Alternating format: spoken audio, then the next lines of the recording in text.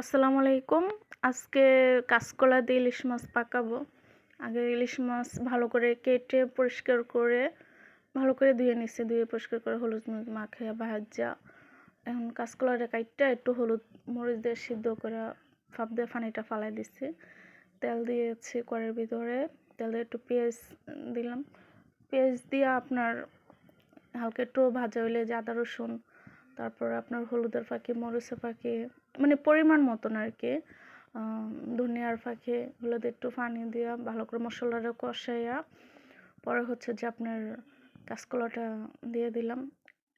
সিদ্ধটা একটু পানি মানে হলুদ দিয়ে করলে কালারটা খুব সুন্দর হয়।